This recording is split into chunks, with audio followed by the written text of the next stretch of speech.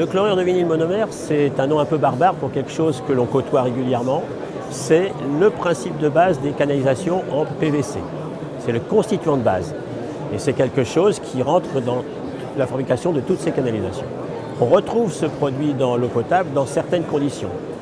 C'est en particulier le cas pour les conduites très anciennes, où les précautions de fabrication n'étaient pas suffisantes et on avait un relargage d'une petite partie infime de ce produit dans l'eau. Aujourd'hui, depuis les années 1980, le problème est réglé parce que la fabrication a été complètement revue et désormais c'est stabilisé.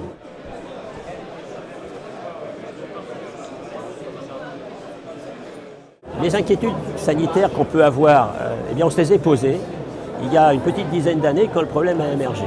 On s'est dit, est-ce qu'on est au bord d'une crise sanitaire? Est-ce qu'il n'y a pas la moitié des réseaux qu'il va falloir changer? Ce serait une crise financière également.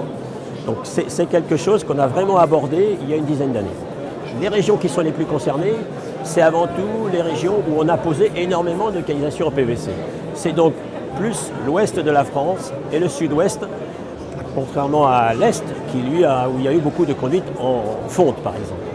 Mais chez nous, dans l'ouest de la France, 80% de nos réseaux sont faits avec du PVC. Et dans ces 80%, il y a à peu près aussi 80% de réseaux qui sont relativement anciens. C'était la période de la desserte en eau pour tout le monde.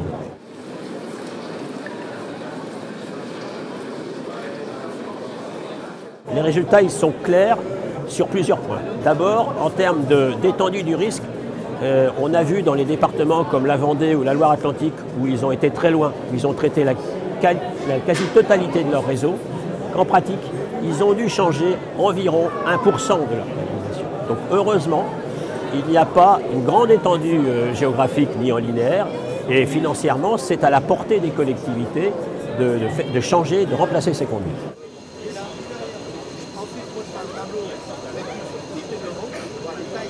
C'est un peu difficile à dire parce qu'il faut déjà avoir la bonne connaissance, savoir exactement où se posent les problèmes.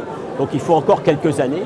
Mais encore une fois, aujourd'hui, il n'y a pas le risque sanitaire qu'on évoquait, tout simplement parce que la maladie qui est due à ce chlorure de vinyle monomère, c'est un cancer très particulier et on le cerne bien aujourd'hui. Il y en a très peu de cas en France. Donc certainement pas, en tout cas, lié à l'eau en quantité importante.